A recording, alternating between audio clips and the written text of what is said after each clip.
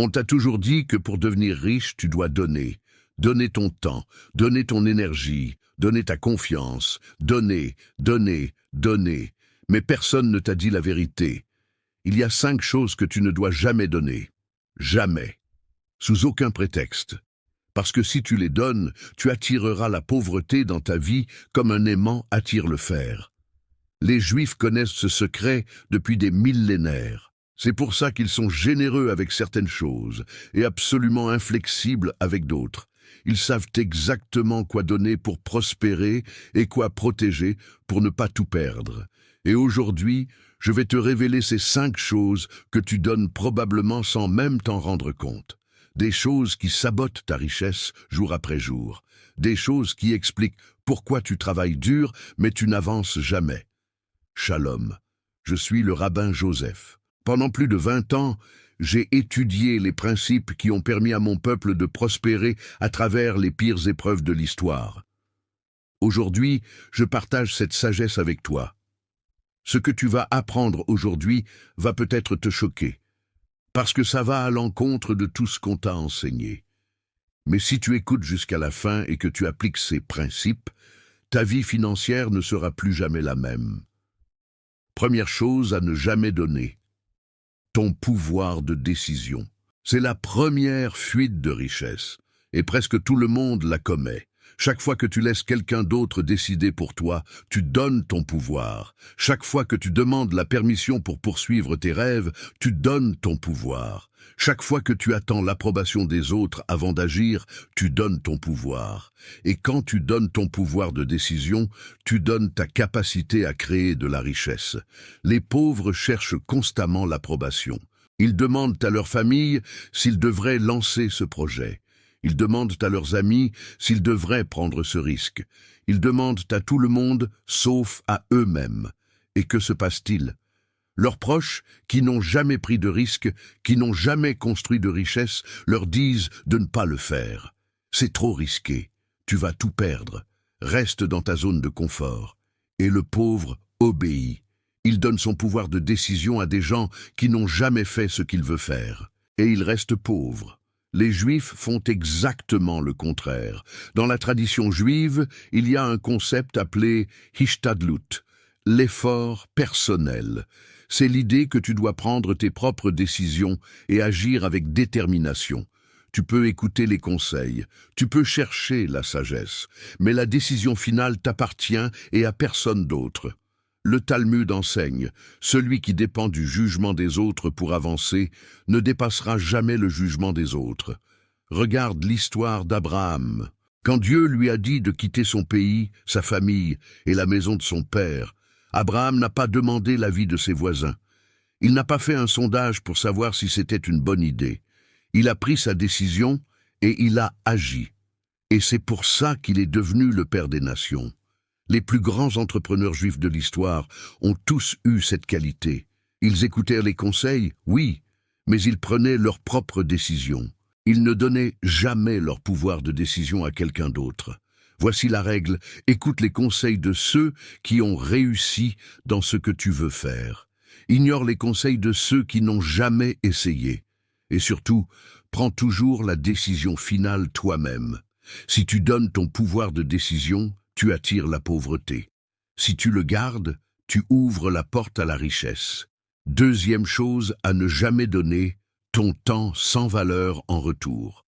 Le temps est ta ressource la plus précieuse que l'argent, parce que l'argent perdu peut se regagner. Le temps perdu est perdu pour toujours, et pourtant, la plupart des gens donnent leur temps comme s'ils n'avaient aucune valeur. Ils passent des heures sur les réseaux sociaux à regarder la vie des autres. Ils passent des soirées devant la télévision à regarder des émissions qui ne leur apportent rien. Ils passent des années dans des emplois qui ne les mènent nulle part, juste pour un salaire qui couvre à peine leurs factures. Ils donnent leur temps, et en échange, ils ne reçoivent rien. Les Juifs ont une relation complètement différente avec le temps.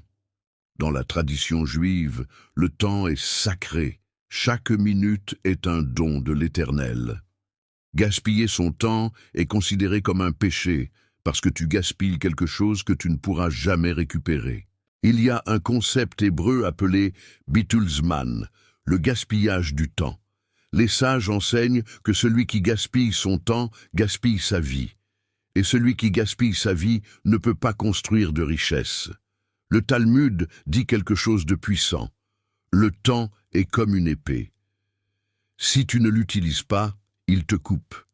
Les millionnaires juifs sont obsédés par la valeur de leur temps. Avant de donner 1 heure de leur journée, ils se demandent « Qu'est-ce que je reçois en échange ? Est-ce que ça me rapproche de mes objectifs ? Est-ce que ça crée de la valeur ? Si la réponse est non, ils ne donnent pas cette heure. Peu importe qui demande, peu importe la pression sociale. J'ai connu un homme d'affaires juif à Paris qui avait une règle stricte. Chaque activité dans sa journée devait passer un test simple. Est-ce que ça m'éduque? Est-ce que ça me connecte avec des personnes utiles? Ou est-ce que ça me rapporte de l'argent? Si l'activité ne faisait aucune de ces 3 choses, il refusait.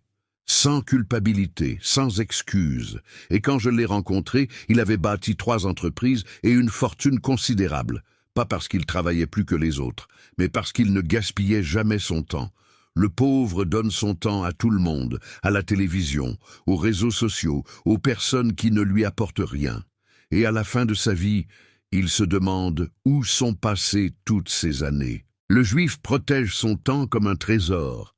Il le donne seulement quand il reçoit de la valeur en retour, et c'est pour ça qu'il construit de la richesse pendant que les autres stagnent. Voici la règle. Avant de donner ton temps à quoi que ce soit, ou à qui que ce soit, demande-toi ce que tu reçois en retour. Si la réponse est rien, ne le donne pas. 3e chose à ne jamais donner, ta réputation. Ta réputation est ton actif le plus précieux. Elle te précède partout. Elle ouvre des portes ou elle les ferme. Elle attire les opportunités ou elle les repousse. Et une fois perdue, elle est presque impossible à reconstruire. Les pauvres ne comprennent pas la valeur de leur réputation. Ils mentent sur des petites choses. Ils ne tiennent pas leurs promesses. Ils arrivent en retard. Ils font du travail médiocre. Ils pensent que personne ne remarque. Mais tout le monde remarque. Et tout le monde se souvient. Et quand une opportunité se présente, personne ne pense à eux. Parce que leur réputation les a précédés. Les Juifs sont absolument obsédés par leur réputation. Et c'est l'un des secrets les plus importants de leur succès. Dans la tradition juive, il y a un concept appelé Chilul Hashem, la profanation du nom. C'est l'idée qu'un juif qui se comporte mal ne déshonore pas seulement lui-même, mais toute sa communauté et même le nom de Dieu. C'est une responsabilité énorme. Et c'est pour ça que les juifs prennent leur réputation tellement au sérieux. Le Talmud dit « Un bon nom vaut mieux que l'huile précieuse ». L'huile précieuse était l'une des choses les plus chères dans l'ancien monde. Et pourtant, les sages disent que ta réputation vaut encore plus. Regarde comment fonctionne le commerce des diamants à Anvers. Des pierres valant des millions d'euros changent de main avec une simple poignée de main. Pas de contrat, pas d'avocat. Juste 2 mots en yiddish. Mazal und bracha. Bonne chance et bénédiction. Comment est-ce possible? Parce que dans cette communauté, ta réputation est tout. Si tu brises ta parole une seule fois, tu es fini. Personne ne fera plus jamais affaire avec toi. Ta vie dans cette industrie est terminée. C'est pour ça que les Juifs ne mentent jamais sur les affaires. C'est pour ça qu'ils tiennent toujours leurs promesses. C'est pour ça qu'ils livrent toujours ce qu'ils ont dit qu'ils livreraient. Pas parce qu'ils sont des saints, mais parce qu'ils comprennent que leur réputation est leur actif le plus précieux. Un Juif peut perdre tout son argent et tout reconstruire en quelques années, parce que sa réputation lui ouvrira des portes. Les gens lui prêteront de l'argent, les gens lui feront confiance pour des partenariats, mais un Juif qui perd sa réputation a tout perdu. Même avec de l'argent, personne ne voudra travailler avec lui. Voici la règle. Protège ta réputation comme tu protégerais ta vie. Ne mens jamais. Tiens toujours tes promesses. Fais toujours ce que tu as dit que tu ferais. Et si tu ne peux pas tenir un engagement, préviens immédiatement et honnêtement. Ta réputation se construit lentement, décision après décision, année après année. Mais elle peut se détruire en un instant. Ne donne jamais ta réputation. C'est le prix de la pauvreté permanente. 4e chose, à ne jamais donner ton énergie aux mauvaises personnes. ton énergie est limitée. Chaque jour, tu te réveilles avec une certaine quantité d'énergie mentale, émotionnelle et physique. Et comment tu utilises cette énergie détermine les résultats que tu obtiens. Les pauvres gaspillent leur énergie avec les mauvaises personnes. Ils passent des heures avec des amis qui se plaignent constamment. Ils écoutent les problèmes de personnes qui ne veulent pas vraiment de solution. Ils essaient de convaincre des gens qui ne veulent pas être convaincus. Ils se battent avec des personnes négatives qui drainent leur force. Et à la fin de la journée, ils n'ont plus d'énergie pour construire leur propre vie. Les Juifs ont une sagesse ancienne à ce sujet. Le Talmud enseigne « Éloigne-toi d'un mauvais voisin et ne t'associe pas avec le méchant ». Ce n'est pas cruel, c'est stratégique, parce que les sages comprenaient que l'énergie est contagieuse. Si tu passes du temps avec des personnes négatives, tu deviendras négatif. Si tu passes du temps avec des personnes qui échouent, tu adopteras leurs habitudes d'échec. Mais si tu passes du temps avec des personnes qui réussissent, qui construisent, qui avancent, tu absorberas leur énergie. Tu adopteras leurs habitudes. Tu élèveras ton niveau. Il y a un proverbe juif qui dit « Si tu marches avec les sages, tu deviendras sage. Si tu marches avec les fous, tu souffriras. » Les millionnaires juifs sont extrêmement sélectifs avec leur entourage. Ils ne donnent pas leur énergie à n'importe qui. Ils choisissent délibérément de s'entourer de personnes qui les élèvent, qui les challengent, qui les inspirent, et ils n'ont aucune culpabilité à s'éloigner des personnes toxiques, même si ce sont des membres de leur famille, même si ce sont des amis d'enfance, parce qu'ils savent que leur énergie est trop précieuse pour être gaspillée. Laisse-moi te poser une question directe. Regarde les 5 personnes avec qui tu passes le plus de temps. Maintenant, calcule leur revenu moyen. Il y a de fortes chances que ton revenu soit très proche de cette moyenne. Ce n'est pas une coïncidence, c'est une loi. Tu deviens comme les personnes qui t'entourent. Voici la règle, fais un audit de ton entourage. Identifie les personnes qui te drainent, qui te découragent, qui te tirent vers le bas. Limite ton temps avec elles au strict minimum. Et augmente ton temps avec des personnes qui t'élèvent, qui t'inspirent, qui construisent des choses. Ne donne jamais ton énergie aux mauvaises personnes. C'est le chemin direct vers la pauvreté. 5e chose à ne jamais donner. Ta foi dans le processus. C'est la dernière chose, et peut-être la plus importante. La richesse ne se construit pas en un jour. Elle se construit sur des années, des décennies parfois. C'est un processus lent, progressif, souvent invisible. Et la plupart des gens abandonnent avant de voir les résultats. Ils commencent un projet avec enthousiasme. Ils travaillent dur pendant quelques semaines, peut-être quelques mois. Et quand ils ne voient pas de résultats immédiats, ils abandonnent. Ils passent à autre chose. Ils recommencent à zéro. Et ils ne comprennent pas pourquoi ils n'avancent jamais. Les Juifs ont une patience extraordinaire quand il s'agit de construire la richesse. Une patience qui semble presque surnaturelle pour les autres. Il y a une histoire célèbre dans le Talmud. Un homme plantait un caroubier. Un passant lui a demandé « Pourquoi plantes-tu cet arbre? Tu sais qu'il met 70 ans à donner des fruits. Tu ne seras plus là pour en profiter. » L'homme a répondu « Quand je suis né, j'ai trouvé des caroubiers plantés par mes grands-parents.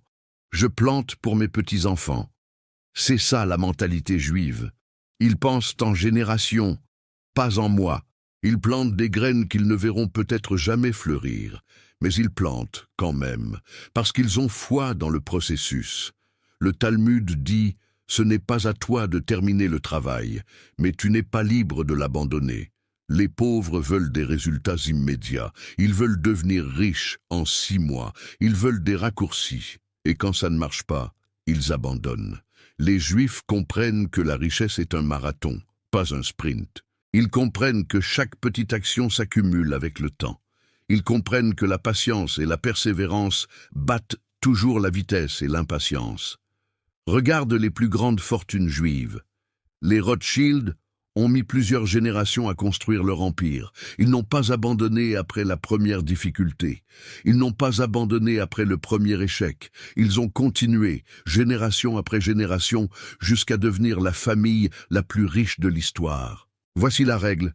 Quand tu commences quelque chose, engage-toi pour le long terme, pas pour 6 mois, pas pour 1 an, pour aussi longtemps qu'il faudra. Et quand les résultats tardent à venir, ne perds pas ta foi dans le processus.